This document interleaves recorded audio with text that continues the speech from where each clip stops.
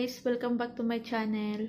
It's me, Ann Bicolana Vlog. Guys, mapapansin yung sinabi ko, Ann Bicolana Vlog. Kasi po, pinalitan ko yung Ann TV. Pinalitan ko yung name ng channel ko, guys. So, guys, ngayon, hapon na po dito sa China. 5:33 na po ngayon. Nandito ulit kami guys sa bahay ng biyanan ko, kung mapapansin nyo. Oh. Ayun.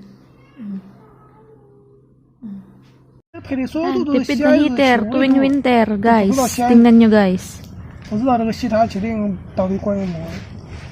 Yung mother-in-law ko at saka father-in-law ko, guys. Oh.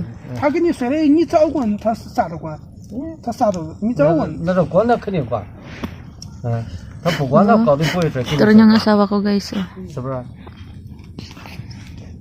他俩是一样的，鞋子鞋。Oh, diba? Diba? Oh, diba?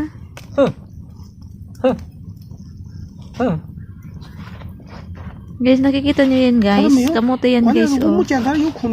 Yung katabi ng apoy. 哎呀，你都不用解决他这。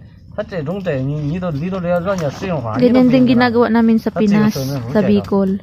Yung kamote, tinatabi namin sa apoy. O pinapatong sa may apoy para maluto. Yan.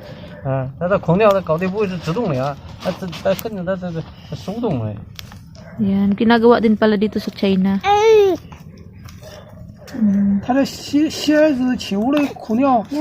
Ganyan guys ginagawa dito tuwing winter ng mga tao.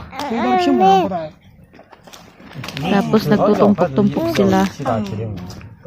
Guys, ito na guys yung kamote, oh. Kain tayo, guys. Oh. Ito yung ano, sa Bicol, linandag. Sa Bisaya, ang alam ko sinugba. Hindi ko alam kasi sa Tagalog to kung ano eh. Ano ba yun? Inihaw ba yun? Yun. Pero parang inihaw yun, guys, eh. Di ko alam. Gusto nyo, guys? Ayan, oh. Oh. Ang init, guys.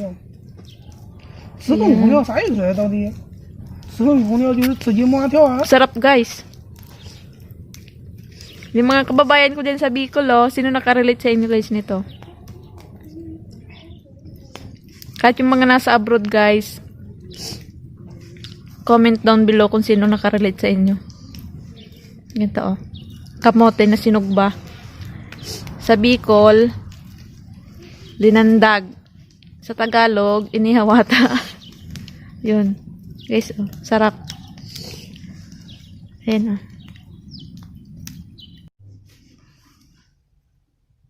Ayan, guys, oh. Sa sobrang lamig dito, guys. Dala-dalawa yung heater namin, guys. Ayan. Heater yan. Tsaka yung heater sa aircon. Yan. Pero malamig pa rin, guys. Sobrang lamig. Ayan. So, ayan, guys. Gabi na dito sa China, guys. Matutulog na kami. Guys, mapapansin nyo lagi akong nakasombrero. Kasi masakit sa ulo yung ano, yung lamig.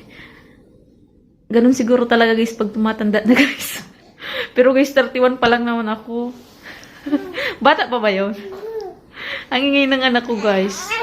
Ayan, oh. Ayan, oh. Ayan, oh. Ayan, oh.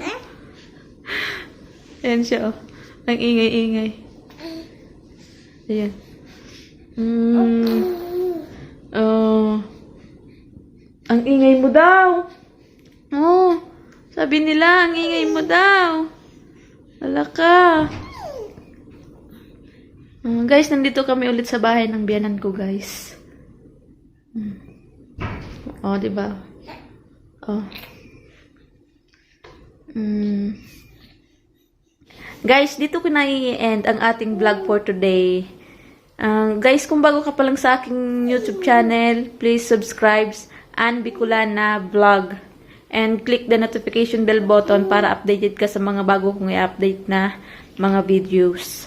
Thank you for watching, guys. Bye!